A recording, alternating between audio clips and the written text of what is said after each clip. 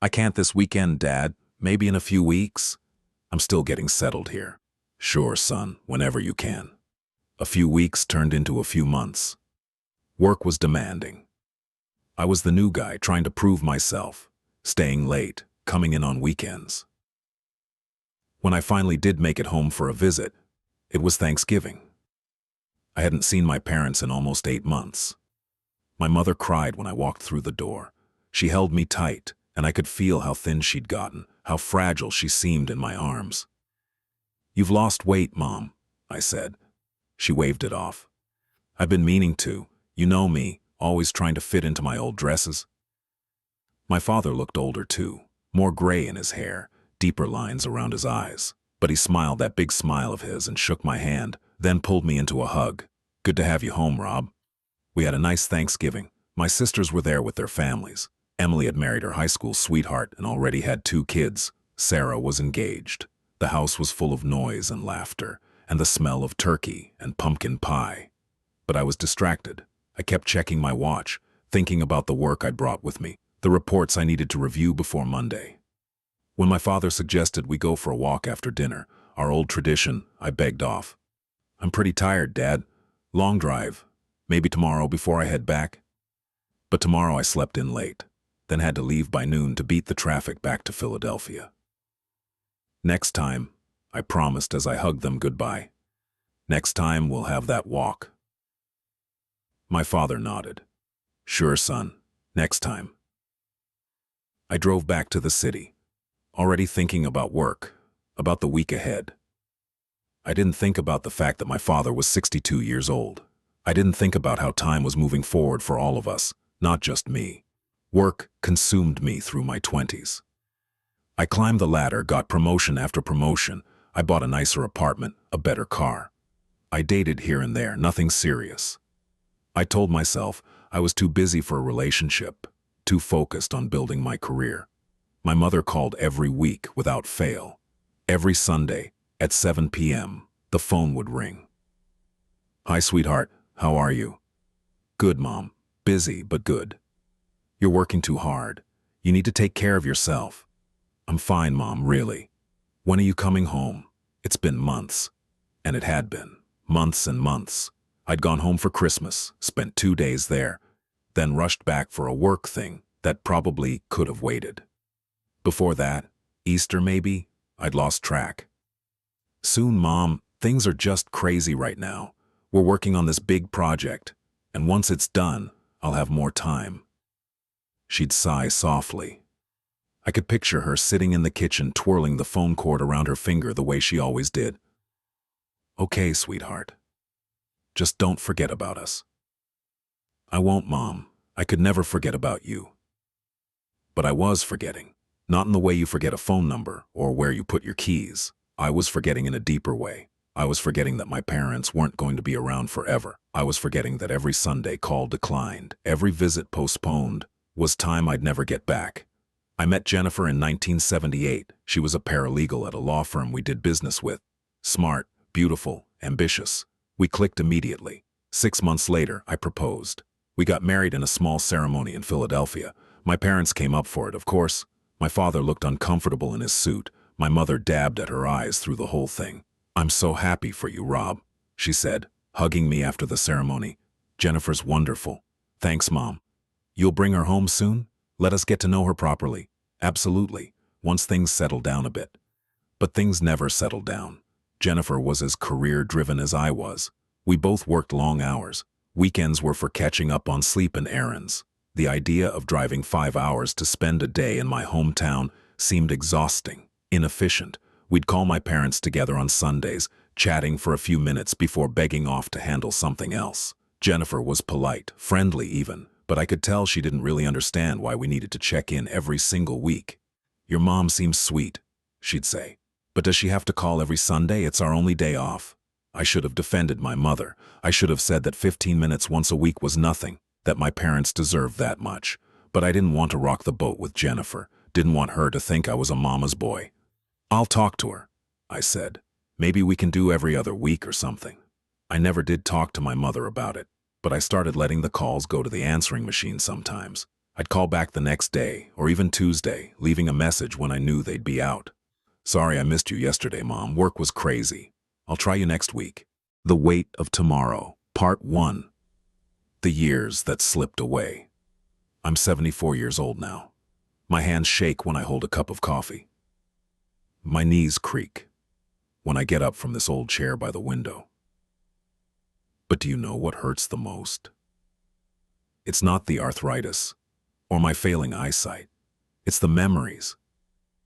The memories that fill my mind when I can't sleep at 3 in the morning. Memories that whisper, "You had time," even though I know very well that I didn't use it. They say time is the one thing you can't buy back. I used to think that was just something old people said to scare young people. Now I'm that old person, and let me tell you, it's not to scare you. It's so you come to your senses before it's too late. My name is Robert Mitchell. My friends call me Rob, but I don't have many friends left. I'm going to tell you a story. It's not the kind of story you'll find in books or movies. It's the kind of story that happens every day to people like you and me. It's not a dramatic story, a great tragedy, or a sudden catastrophe. Just life. Life moving forward while you keep saying, tomorrow.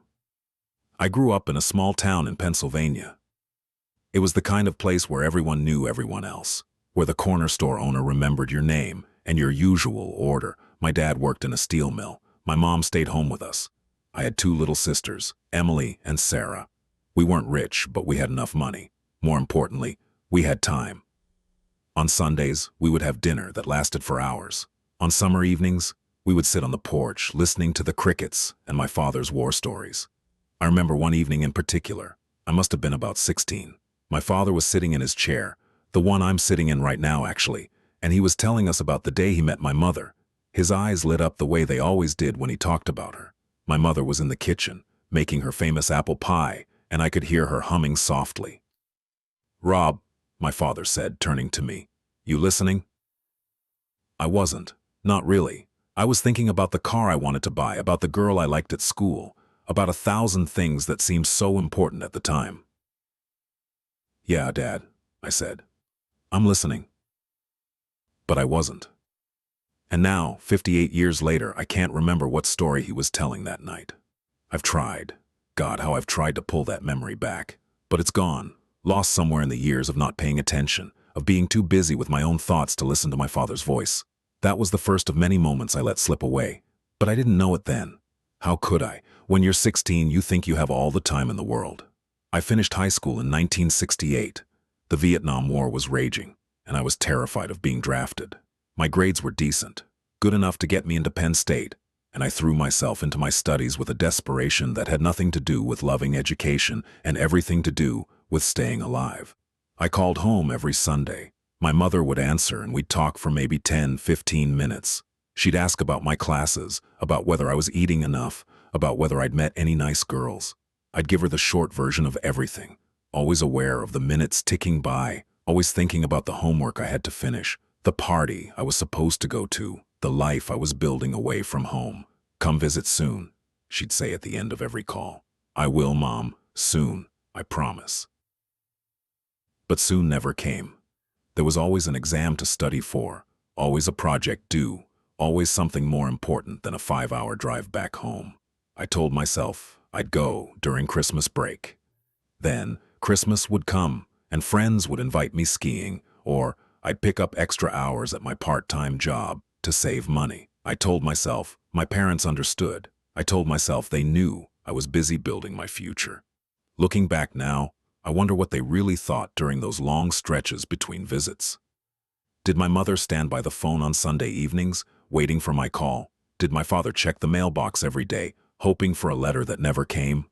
I graduated in 1972 with a degree in business.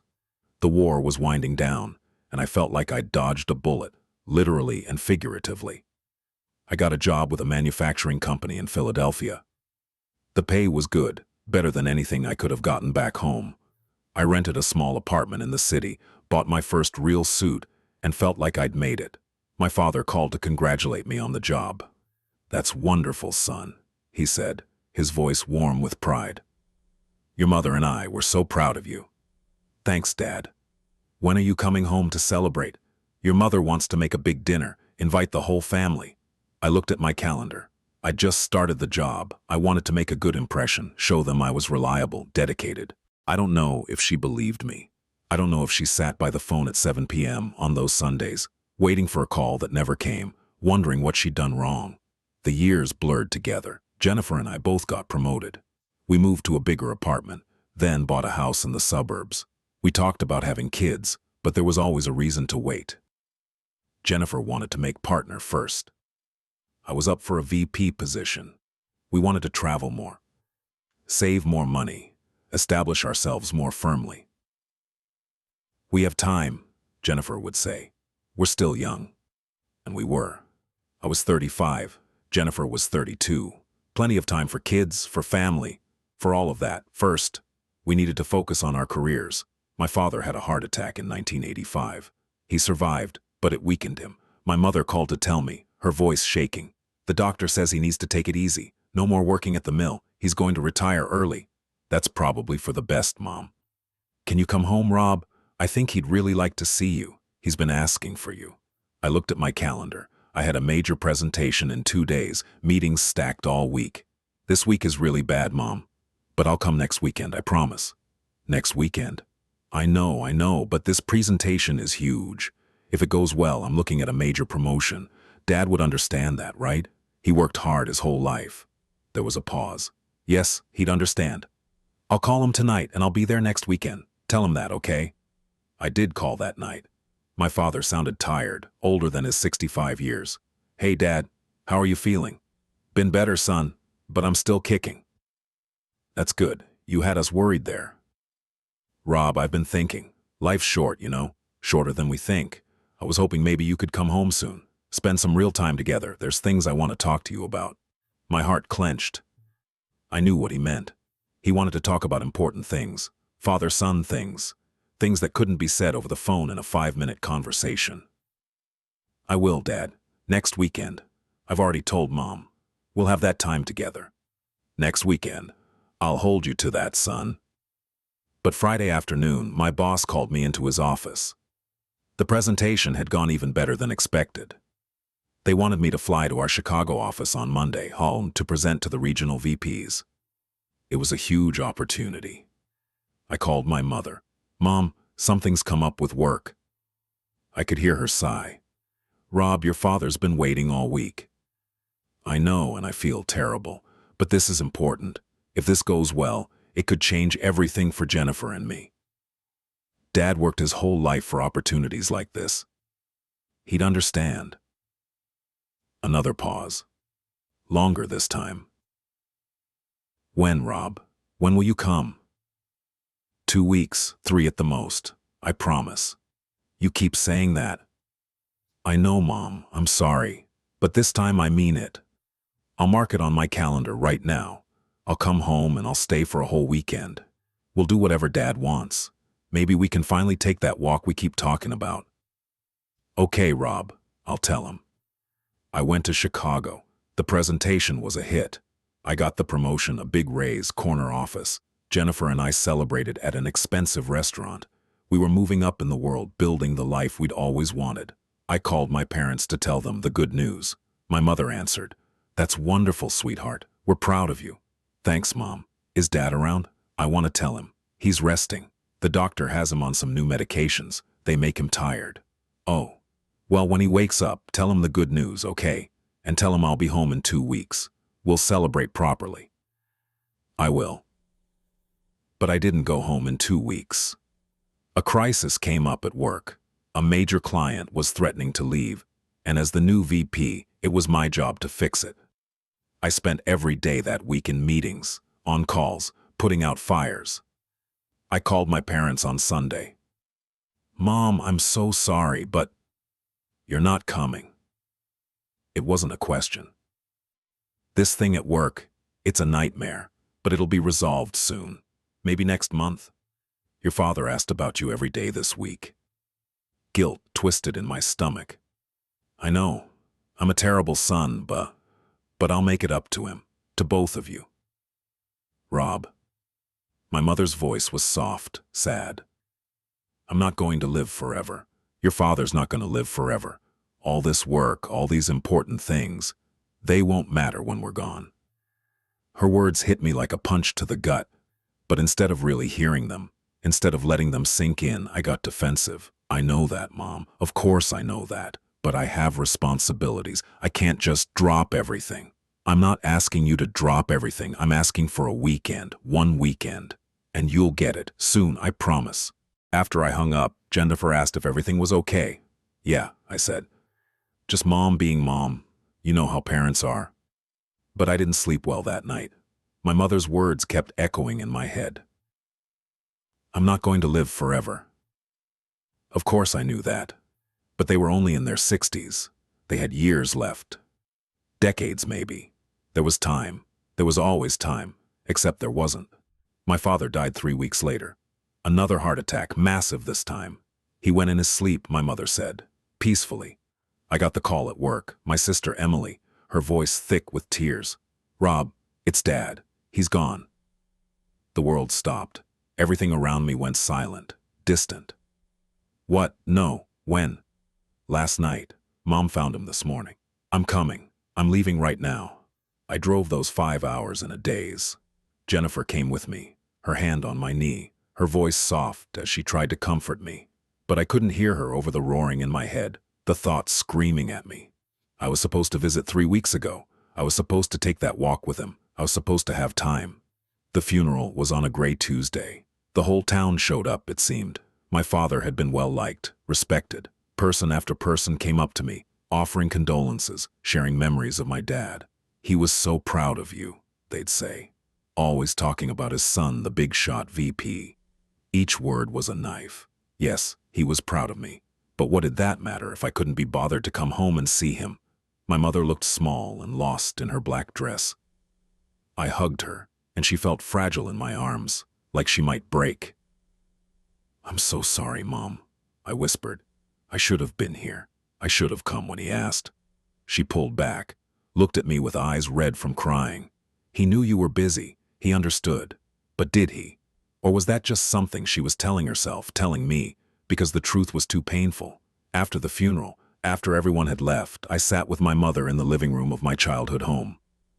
The house felt empty without my father's presence, without his voice, without the sound of his footsteps. He wanted to tell you something, my mother said, her hands wrapped around a cup of tea that had long gone cold. That day, after his heart attack, he said he had things he wanted to say to you. What things? She shook her head. I don't know. He said he wanted to tell you well himself. He was waiting for your visit. I buried my face in my hands. I'm sorry, Mom. I'm so sorry. I know, sweetheart. I know. But sorry didn't bring him back. Sorry didn't give me another chance to take that walk with him, to hear whatever it was he wanted to tell me. Sorry was just a word. Meaningless in the face of permanent loss.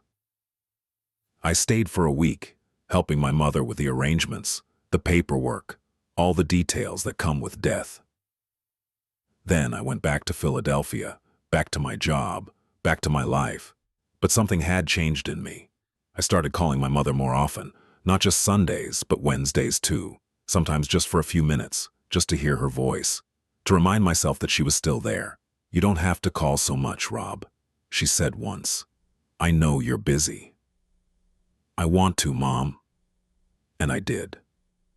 But even then, even knowing what I'd lost with my father, I didn't visit as often as I should have. Work was still demanding. Jennifer and I were trying to have a baby, which meant doctor's appointments and treatments and stress. Life was full, always pulling me in 1,000 different directions.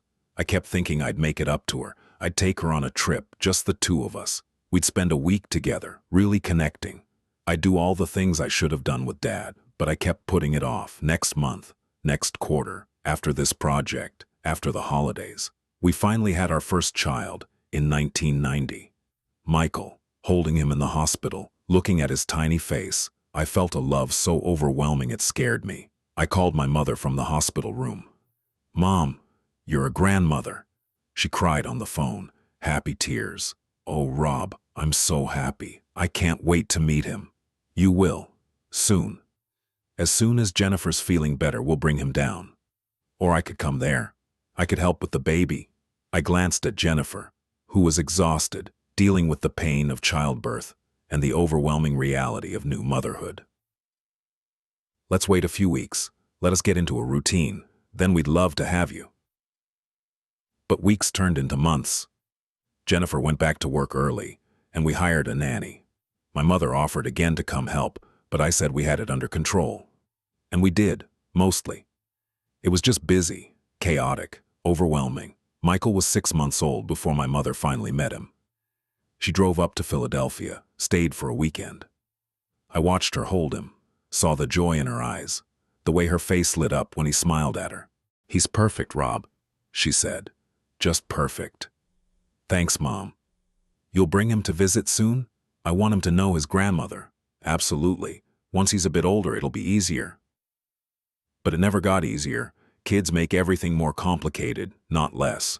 Between work and taking care of Michael, Jennifer and I were exhausted all the time. The thought of packing up all the baby stuff, driving 5 hours, managing a baby in an unfamiliar environment, it all seemed too overwhelming. My mother came to visit us instead. Every few months, she'd make the drive, spend a weekend with us. She never complained about having to do all the traveling. She was just happy to see Michael, to be part of his life. In 1993, we had our second child, Emma. My mother was overjoyed. She came to visit a month after Emma was born, stayed for a week to help out.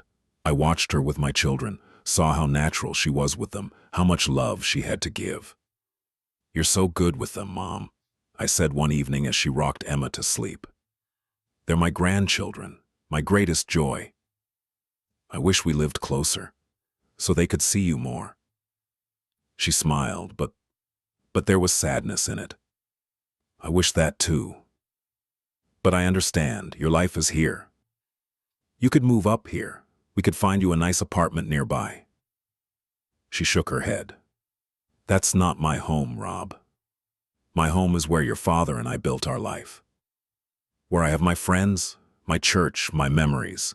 I understood, but it also meant that my kids would grow up barely knowing their grandmother, seeing her a few times a year instead of regularly. I told myself it was okay. We'd visit more when they were older. We'd make it a priority.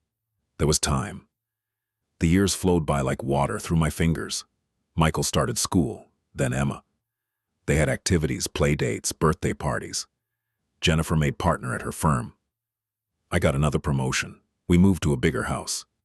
Life was full, successful, everything we'd worked for. But it was also relentless. There was always something, always the next thing demanding our attention. The weeks blurred into months, the months into years. My mother kept making the drive to see us. Even as she got older, even as the drive got harder for her. She'd arrive tired but smiling, her arms full of gifts for the kids, homemade cookies, books she'd found at garage sales. "Mom, you don't have to bring something every time," I'd tell her. "I want to. Let me spoil my grandchildren." The kids loved her, but I could tell they didn't really know her. Not the way I'd known my grandparents, seeing them every Sunday, hearing their stories, being part of their daily lives. To Michael and Emma, Grandma Rose was the nice lady who visited sometimes and gave good hugs. "When can we go to Grandma's house?" Emma asked once. She was maybe 7 or 8. "Soon, honey." "You always say soon." She was right. I did always say soon. But soon never came. There was always a reason. Michael had a soccer tournament, Emma had a dance recital, I had a work trip. Jennifer had a trial. The truth was, I'd stopped thinking of my hometown as home. It was a place from my past, somewhere I'd left behind. Going back felt like moving backward, like wasting precious time that could be spent on things that mattered more. What a fool I was. Part 2. The cracks begin to show. Michael turned 12 in 2002. We threw him a big birthday party, invited all his friends, had a magician, and a bounce house. My mother drove up for it, arrived the night before, exhausted from the drive. "Mom, you okay?" I asked, noticing how worn out she looked. "Just tired. The drive gets harder every time." She was 70 years old. The thought hit me suddenly. 70. When had that happened? In my mind, she was still the woman from my childhood, strong and capable, the one who held everything together. Maybe you shouldn't drive anymore. We could come to you instead. She laughed softly. Rob, you've been saying that for years. I won't hold my breath. The comment stung because it was true. How many times had I promised to visit? How many times had I let work or other commitments take priority? I mean it this time, Mom. We'll come down soon, maybe for Thanksgiving? She just smiled and changed the subject. The party was a success. Michael had a great time. Emma ran around with the other kids. Jennifer networked with the other parents. My mother sat in a lawn chair, watching it all with a contented smile. At one point, I sat down beside her. Thanks for coming, Mom. I wouldn't miss it for the world. I know it's a long drive. She patted my hand. Some things are worth the drive. I should have said something then. Should have told her how much I appreciated everything she did, all the sacrifices she made to be part of our lives.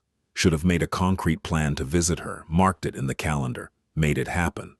But Michael's friends were getting loud and Jennifer was signaling me to help with something, and the moment passed. My mother left the next morning. I hugged her goodbye, watched her get into her car. Drive safe, Mom. Call when you get home so I know you made it. I will, sweetheart. She did call, late that afternoon. Made it home fine. Tell Michael happy birthday again.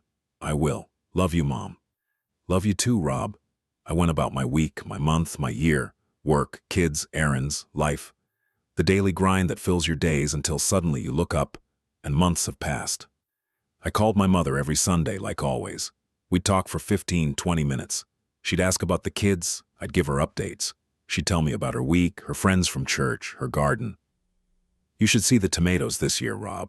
Best I've ever grown. That's great, Mom. I'll bring you some next time I visit. When are you thinking of coming? Oh, maybe next month, if that works for you?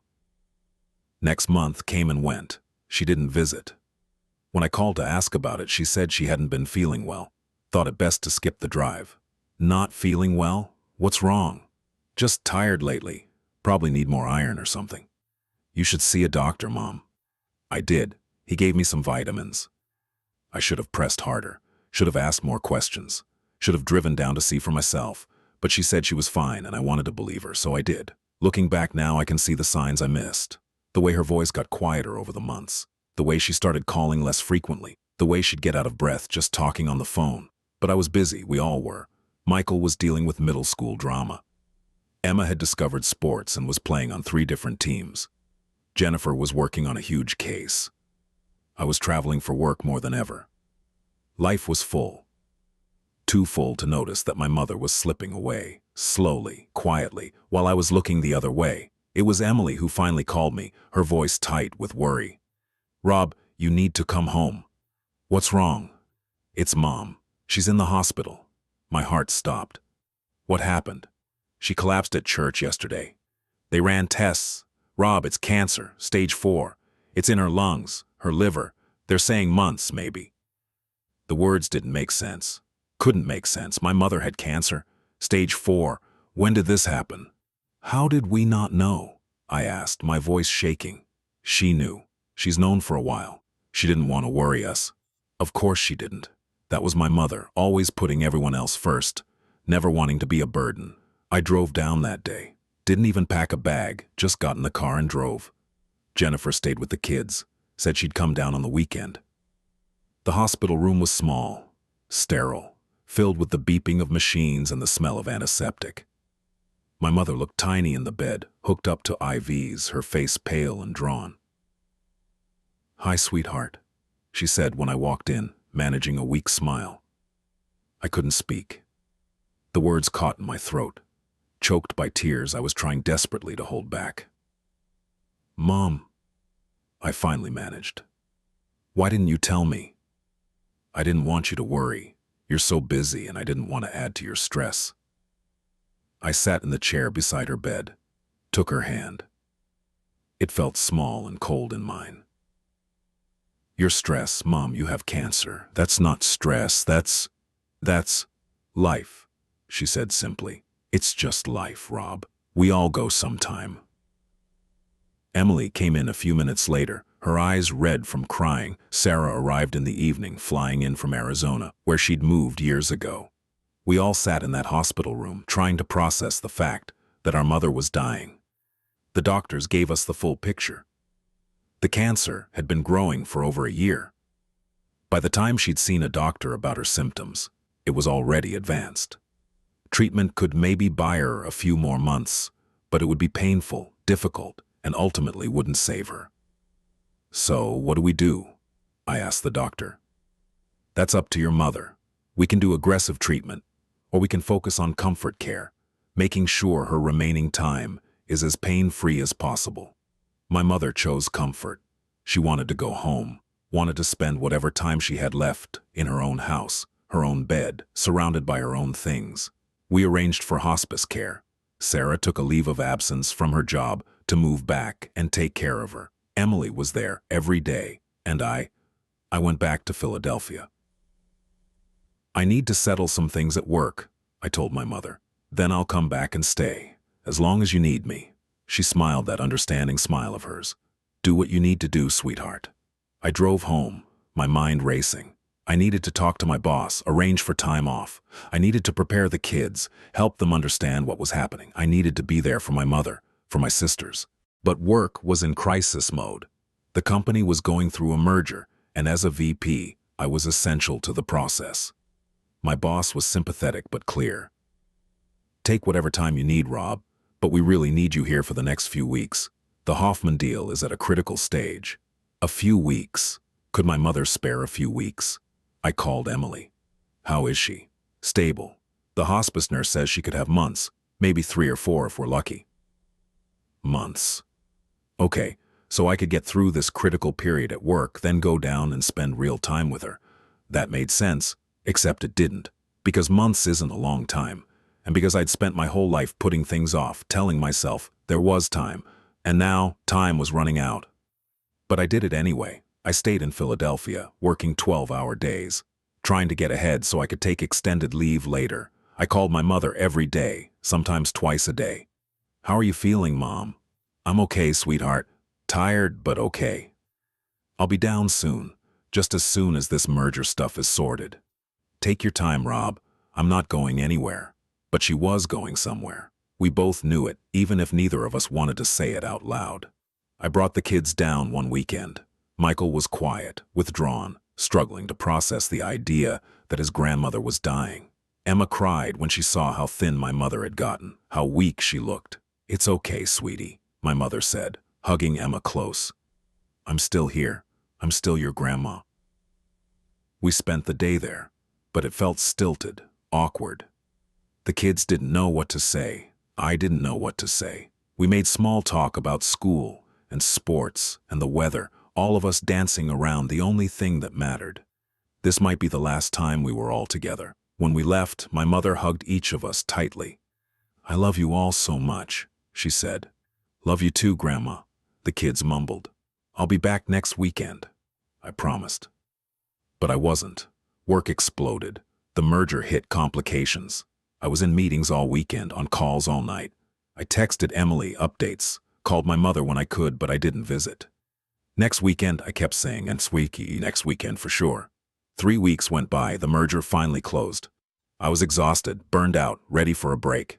I called my mother. "Hey, Mom, the deal's done. I'm coming down this Friday, going to stay for a while. We can finally spend some real time together." There was a pause. Then Emily's voice. "Rob, she's sleeping. She's been sleeping most of the time now." "Is that normal?" "The hospice nurse says yes. As the body shuts down, people sleep more. It's part of the process." The process. Such a clinical term for dying. "But she'll wake up, right? When I'm there, she'll be awake?" "Sometimes. For a little bit." I drove down that Friday, my heart heavy with dread. The house I'd grown up in felt different now, quieter, filled with a sense of waiting. My mother was in her bedroom, the curtains drawn to keep it dim. She was asleep when I arrived, her breathing shallow and labored. I sat in the chair beside her bed, the same chair my father had probably sat in toward the end. I held her hand and just watched her breathe. She woke up a few hours later, opened her eyes and smiled when she saw me. "Rob, you came?" "Of course I came, Mom. I'm glad. I've been waiting." Guilt washed over me. Waiting. She'd been waiting while I finished my work, handled my priorities. I'm here now. I'm not going anywhere. She smiled and closed her eyes again. Good. That's good. Over the next few days, she'd wake for short periods.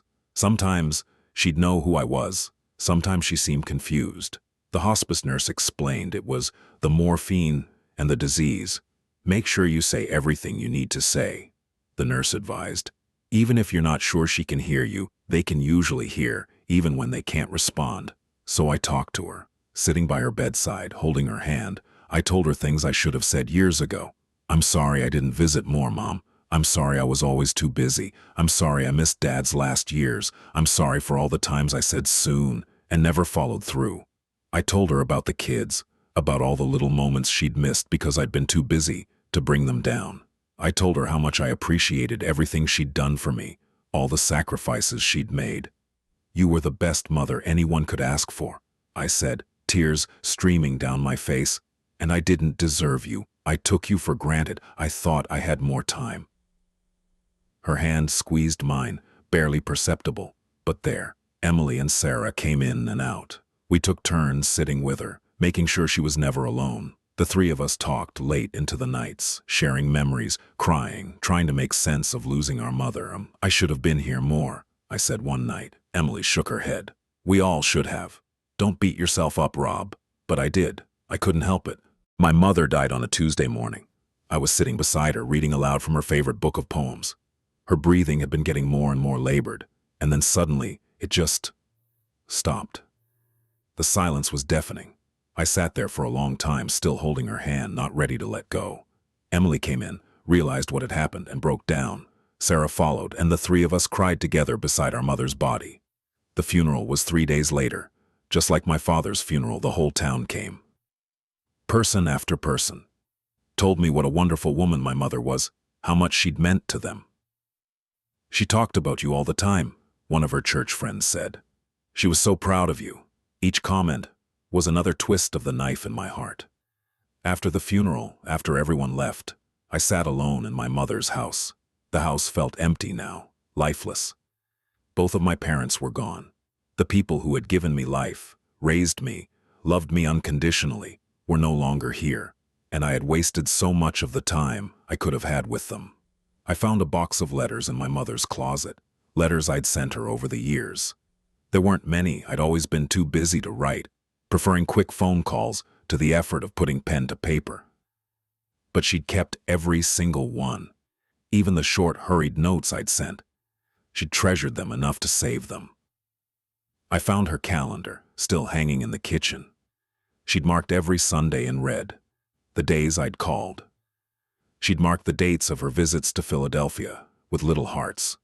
And there, scattered throughout the last year, were notations: not feeling well, doctor appointment, test results. She'd been sick for a year, dealing with it alone, not wanting to burden her children, and I'd been too wrapped up in my own life to notice. I went back to Philadelphia feeling hollowed out, empty. Jennifer tried to comfort me, but I pushed her away. The kids asked if I was okay, and I said I was fine, even though I was anything but. Work piled up. Life moved on, because that's what life does. It doesn't stop for your grief, doesn't pause for your regrets. But I couldn't shake the feeling that I'd made terrible mistakes, that I'd prioritized all the wrong things, that I'd lost something precious because I'd been too foolish to recognize its value while I had it. Part 3. The slow unraveling. The years after my mother's death were different.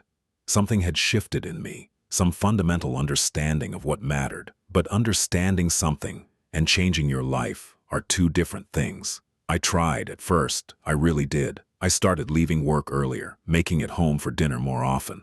I'd sit with Michael and Emma while they did their homework, actually paying attention instead of checking my phone. On weekends, I'd suggest family activities, trips to the park, movie nights at home. Jennifer noticed. You're different since your mom passed. I guess I am. I keep thinking about all the time I didn't spend with her. I don't want to make the same mistake with the kids. That's good, Rob. That's really good. But old habits die hard. A few months in, the resolve started to fade. There was a big project at work that needed my attention. Then another. Then another. The meetings started running late again. The weekend work emails crept back in. "Dad, you promised we'd go to the science museum today," Michael said one Saturday morning. I looked up from my laptop, where I'd been responding to emails. "I know, buddy, but something came up at work. How about next weekend?" The disappointment on his face was clear. But he was 12 now, old enough to understand that sometimes adults have responsibilities.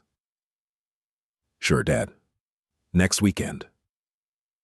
Next weekend came and I had to fly to Boston for a conference. The weekend after that, Emma had a soccer tournament. The one after that, I was too tired and suggested we just stay home. The science museum visit never happened. I told myself it was different with my kids than it had been with my parents. Michael and Emma lived with me. I saw them every day, even if just for a quick breakfast or a good night hug. That counted for something, right? But days turn into weeks, weeks into months, and suddenly your kids are growing up in front of you and you're missing it because you're in your own head, worrying about work, stressed about money, distracted by 1,000 trivial things. Michael started high school in 2006. He tried out for the baseball team and made JV. I was so proud. "I'll come to all your games," I told him. I made it to 3 out of 12. There was always something, always a conflict. A client meeting that couldn't be moved, a report that was due, a crisis that needed my attention. After the third game I missed, Michael stopped telling me about them. "How was your game today?" I'd ask at dinner. "Fine," he'd say, not looking up from his plate. "Did you win?" "Yeah." "That's great. How'd you do?" "Fine." End of conversation. I'd try to push for more details, but he'd clam up, give one-word answers until I gave up. I talked to Jennifer about it. "Michael's being weird lately, really quiet. He's hurt, Rob." "Hurt? About what?" She gave me a look. "You keep missing his games. You promise to be there and then you're not. He's 14. He's trying to show you what he can do and you're not watching. I'm working. I'm providing for this family. Doesn't that count for something?" "Of course it does. But he needs more than a paycheck. He needs his father." I knew she was right. But knowing something and changing your behavior are, again, two different things. I promised myself I'd do better. I marked all of Michael's remaining games on my calendar. Made it to one more before the season ended. Emma was easier, or so I told myself. She was still young, still eager for my attention when I had it to give. We'd play catch in the backyard sometimes, or I'd help her practice for her spelling tests. But I was only half present even then. My mind was always partly at the office, thinking about the next day's meeting, worrying about quarterly numbers, planning strategy. "Dad, you're not listening," Emma would say, frustrated. "I am, honey. I am. What were you saying?" But I hadn't been listening, not really. And she knew it. The guilt from my mother's death lingered, a constant ache in my chest. I'd sometimes take out the box of letters she'd saved, reading through them, torturing myself with how sparse they were, how impersonal. "Thinking about your mom?" Jennifer asked one night, finding me with the letters spread out on my desk. "Yeah, I keep thinking about all the things I should have said, should have done." "You can't change the past, Rob." "I know, but I can change the present, right? I can do better with the kids, be more present." "You can, but you have to actually do it, not just feel guilty and then keep doing the same things." Her words stung because they were true. I was stuck in this cycle of guilt and good intentions that never translated into actual change. Work continued to dominate my life. I got another promotion in 2008, right as the economy was tanking, VP of Operations for the entire East Coast Division. It was a huge responsibility, huge pressure, huge demands on my time. I might have to travel more, I told Jennifer. But the pay raise is substantial. We can finally redo the kitchen like you wanted. "I don't care about the kitchen, Rob. I care about us, about this family. This is for the family. Everything I do is for this family." "Is it? Or is it for your ego?" We had our first real fight that night. Jennifer accused me of being an absent father and husband. I accused her of not appreciating everything I did for us. We went to bed angry, slept on opposite sides of the bed, spoke in clipped tones for the next few days. Eventually we made up. We always did. But something had cracked between us, some foundation that had felt solid before. The travel increased. I was on planes constantly, living in hotels, eating room service meals while reviewing presentations. I'd call home every night, but the conversations were brief, superficial. "How was school today?" I'd ask the kids. "Fine." "What did you do?" "Stuff." They'd stopped trying to connect with me, I realized. I'd trained them, through my absence and distraction, not to expect anything from me beyond the basics. I missed Emma's first dance recital because I was in Atlanta for a leadership conference. Jennifer recorded it, and I watched the video on my phone in my hotel room. Emma looked beautiful in her little costume, nervous, but determined as she performed. I could see her scanning the audience at one point, looking for me. The camera was too far away to see her expression when she realized I wasn't there, but I could imagine it. I called home right after watching it. "Emma, you were amazing." "Did Mom show you the video?" "Yeah, I just watched it. You were so good, sweetheart. I'm so proud of you." "You weren't there." "I know, I'm sorry, work stuff. But I'll be at the next one, I promise." "You always promise." She hung up. My 10-year-old daughter hung up on me, and I deserved it. The economic downturn meant layoffs at my company. As a VP, it was my job to decide who stayed and who went. I spent weeks reviewing personnel files, making impossible choices, delivering bad news to people who had families to support. It was soul-crushing work. I'd come home exhausted, empty, with nothing left to give to my own family. "Dad seems sad," I heard Emma tell Jennifer one evening.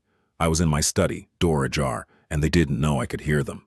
"He's dealing with a lot at work," Jennifer explained. "He's always dealing with a lot at work."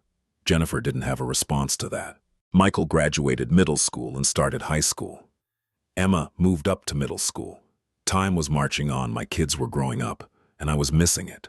I could feel it happening, could see the distance growing between us, but I didn't know how to stop it. Or maybe I did know, and just didn't want to make the sacrifices necessary to change. My sisters and I stayed in touch, but not as much as we should have. We'd talk every few months, send Christmas cards, the basics. After our mother died, we'd promised each other we'd stay close, not let the family drift apart. But life happened. Emily had her own kids to worry about. Sarah was building her career in Arizona, and I was drowning in work and parental guilt, with nothing left over for anyone else. We sold our mother's house in 2009. None of us wanted to keep it, and we could all use the money. Walking through those empty rooms one last time, I felt like I was erasing the last physical evidence of my childhood, of my parents.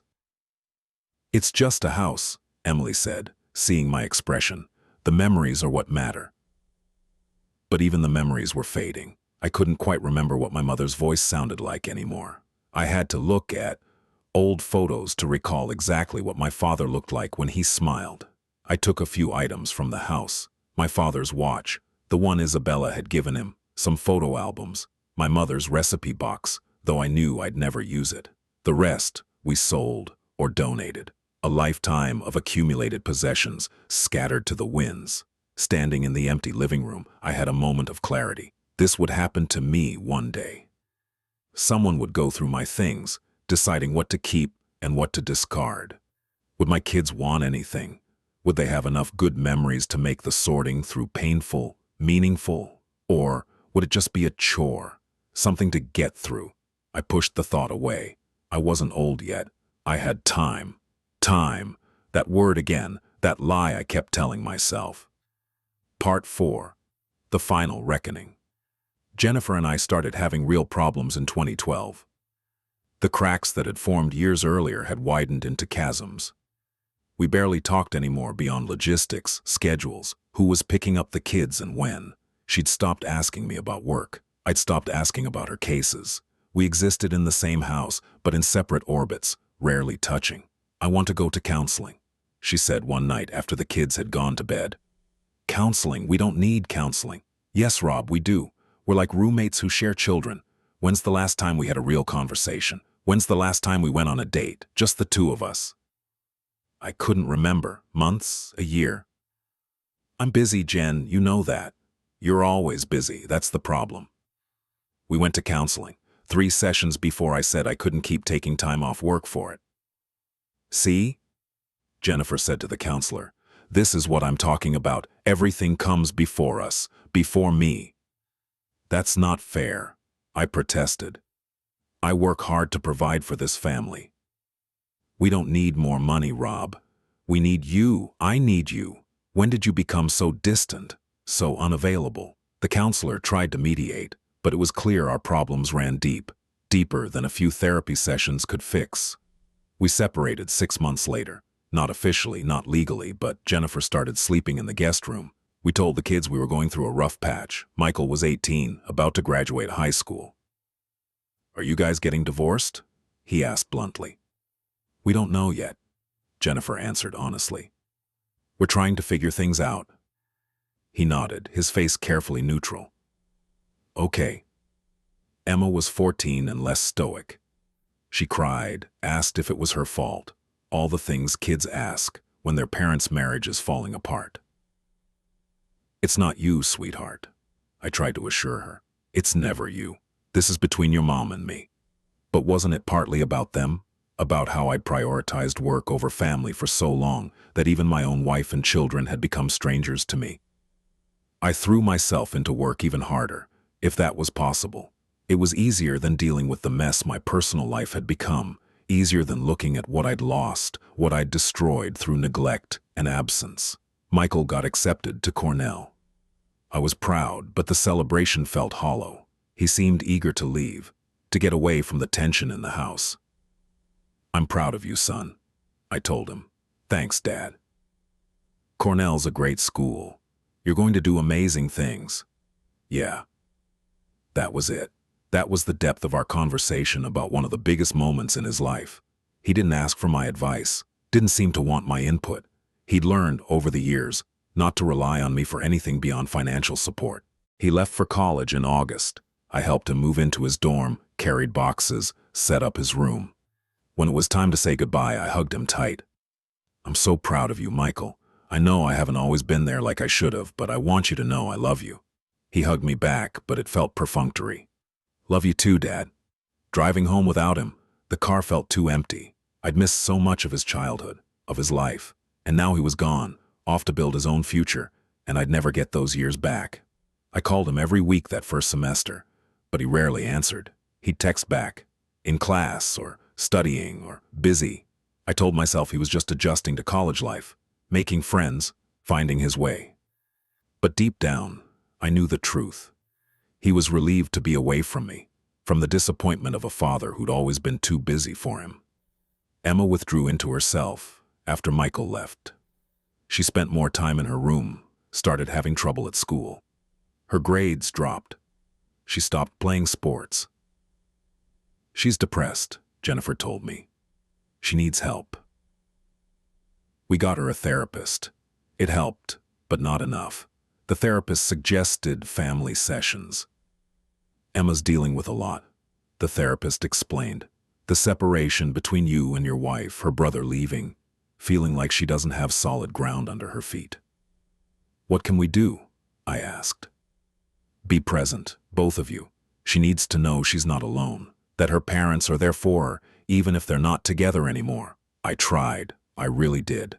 I started coming home earlier, having dinner with Emma, helping with her homework, but it felt forced, awkward. We didn't have the easy relationship we'd had when she was little. "Dad, you don't have to do this," she said one evening when I was clearly struggling to help her with her algebra. "Do what?" "Pretend to care about my homework. I know you're busy." "I do care, Emma. I care about everything that concerns you." She looked at me with eyes older than her 14 years. "No, you don't. You care about work. That's all you've ever really cared about." Her words hit me like a physical blow. "That's not true." "It is true. You missed my dance recitals, my soccer games, my piano concerts. You were never there, Dad. Not really. Even when you were physically present, your mind was somewhere else." I wanted to argue, to defend myself. But what could I say? She was right. "I'm sorry, Emma." "Everyone's always sorry. Sorry doesn't change anything." She got up and went to her room, leaving me sitting alone at the kitchen table, feeling like the failure I was. Jennifer filed for divorce in 2014. After 2 years of separation, she said she was done waiting for me to change. "I can't do this anymore, Rob. I can't keep hoping you'll wake up one day and realize what you're losing. I have realized it. I'm trying to do better. Too little, too late. That could be your epitaph. The divorce was finalized 6 months later. We split everything 50-50. The house was sold. Jennifer got an apartment in the city. I got a smaller place in the suburbs, closer to work. The kids stayed primarily with Jennifer, though Emma was with me every other weekend and Wednesday nights. Michael came home for holidays, but usually stayed with his mother. I was alone. For the first time in my adult life, truly alone. The silence in my apartment was deafening. No kids laughing, no Jennifer humming while she cooked dinner, no sounds of family life. Just me and the echo of all my failures. I kept working. What else was there? Work had been my constant companion for decades. At least it was something I was good at, something I could control. I got promoted again in 2015. Regional VP, responsible for 7 states. It should have felt like an achievement. Instead, it felt hollow. I was 56 years old. I'd built a successful career. I had money, status, respect in my field, and I was completely, utterly alone. Emma graduated high school in 2016. I attended the ceremony. Sat alone, while Jennifer sat with her new boyfriend. She'd started dating again. I couldn't blame her. Watching Emma walk across that stage, I felt a profound sense of loss. I'd missed so much. Missed watching her grow from a little girl into this beautiful, confident young woman. Oh, I'd been there physically for some of it. But how much had I really seen? How much had I really been present for? After the ceremony, Emma came over to hug me. Congratulations, sweetheart. I'm so proud of you. Thanks, Dad.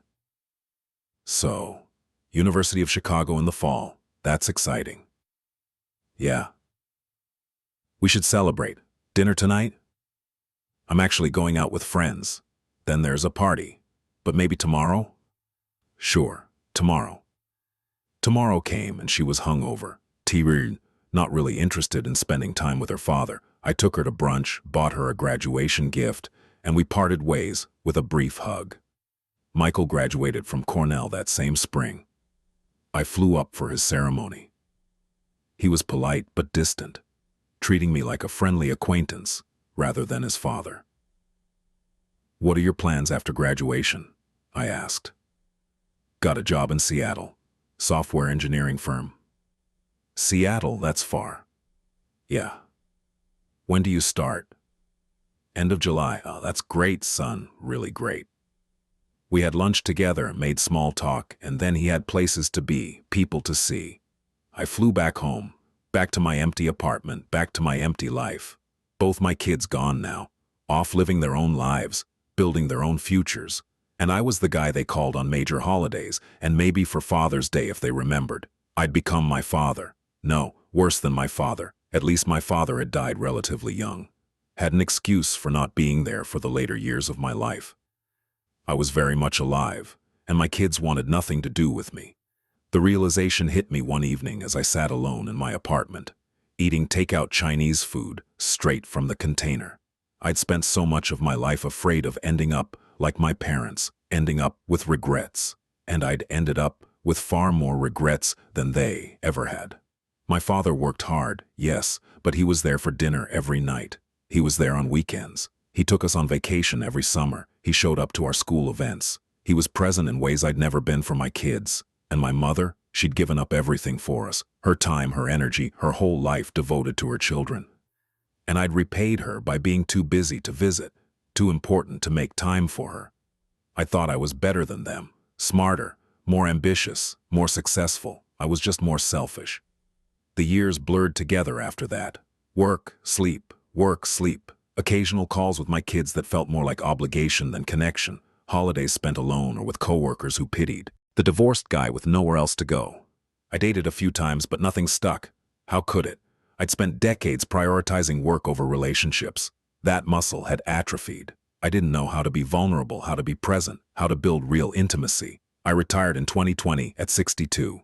The company offered an attractive early retirement package, and I took it. After 40 years of work, defining my life, Suddenly, I had nothing but time. Time. That thing I'd always complained about not having enough of. Now I had all the time in the world and nothing to do with it. I tried to reconnect with my kids, called them more often, invited them to visit, offered to help in any way I could. Michael was polite but busy. He'd gotten married to a woman I'd met exactly once, at the wedding. They had a baby on the way. He sent me pictures via email, made small talk when I called, but there was no real relationship there. You should come visit, I suggested. Meet your grandchild. I could come to Seattle or you could come here. We'll see, Dad. Things are pretty crazy right now. I'd said the same words to my own parents countless times. The cycle repeating itself, except now I was on the other end of it. Emma was in Chicago working in marketing. She'd had a few serious relationships that I knew almost nothing about. She'd call on my birthday and Christmas, send a card on Father's Day. How are you, Emma? How's work? Fine, Dad. Busy but good. I'd love to visit sometime. See where you live, take you to dinner. Maybe. My schedule's pretty packed, though. The irony wasn't lost on me. My daughter was now too busy for me, just as I'd been too busy for her. I started seeing a therapist in 2021, Dr. Patterson, a kind woman in her 50s, who listened patiently as I unloaded decades of regret. I wasted my life, I told her in one session. I had a family, people who loved me, and I threw it all away for what?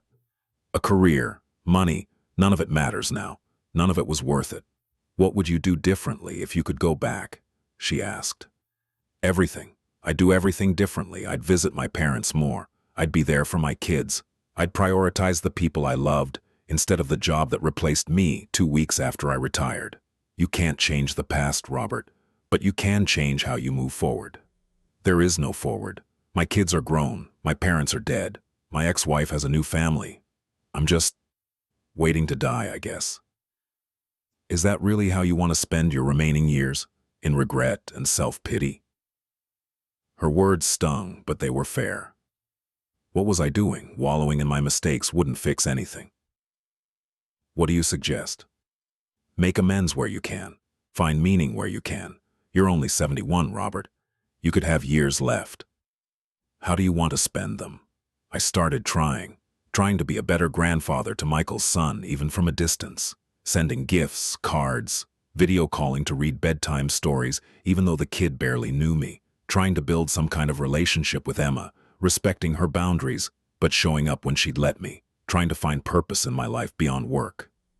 I volunteered at a local shelter, served meals to the homeless. The irony wasn't lost on me, that I was helping strangers while I'd neglected my own family. But it was something. It was better than sitting alone in my apartment, drowning in regret. And now here I am, 74 years old, sitting in this chair by the window, looking out at a world that's moved on without me. My hands shake worse now. My knees hurt all the time. I take more pills in the morning than I eat food. But the worst pain isn't physical. The worst pain is knowing that I had everything and I let it slip away because I thought I had time. I thought I could visit my parents later, spend time with them when I wasn't so busy, tell them how much they meant to me when I had a free moment. I thought I could be present for my kids later, make it to their games and recitals and important moments once this project was done, this deadline was met, this promotion was secured. I thought I could work on my marriage when things settled down at work, take that vacation, have those conversations, rebuild what I'd let deteriorate. I thought I had time, but time doesn't wait. Time doesn't care about your plans, or your promises, or your good intentions. Time just moves forward, relentlessly, taking with it every opportunity you let pass by. My father died wanting to tell me something I never heard. My mother died while I was too busy with work to visit her. My children grew up with a father who was physically present, but emotionally absent. My wife gave up on me after years of trying to get me to see what I was losing. And now, at 74, I have all the time in the world and no one to share it with.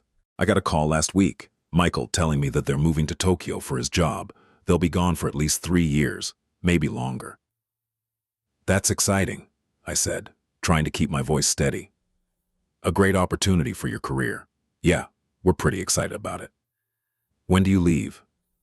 End of the month. Maybe I could come visit before you go, meet my grandson properly, spend some time with you all. A pause. The kind of pause that says everything without saying anything.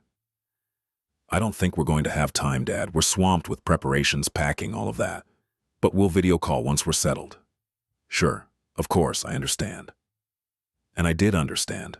I understood that I'd trained my son to prioritize everything else over family relationships. I understood that he'd learned from the master how to make excuses, how to push off quality time, how to keep people at arm's length. I understood that I'd lost him, truly lost him, years ago. This was just the final confirmation. After I hung up, I sat here in this chair and cried, really cried, the way I hadn't cried since my mother's funeral. Cried for all the lost time, all the missed opportunities, all the moments I can't get back. Emma called yesterday. She's thinking about taking a job in London. We talked for 10 minutes about the opportunity, the pay, the adventure of it. That's wonderful, sweetheart. You should do it. You don't mind? It's really far. Mind. Of course I minded. My daughter was moving across an ocean, and I barely knew her. But what right did I have to object? I want you to be happy, Emma. If this makes you happy, then you should go for it. Thanks, Dad. I appreciate that. Before we hung up, I took a chance. Emma, I know I wasn't the father you deserved. I know I let you down in so many ways. But I want you to know that I love you and I'm proud of you. And if I could do it all over again, Dad, it's okay. Water under the bridge. But it wasn't okay. It wasn't just water under the bridge. It was my life, washing away, taking with it everything that mattered.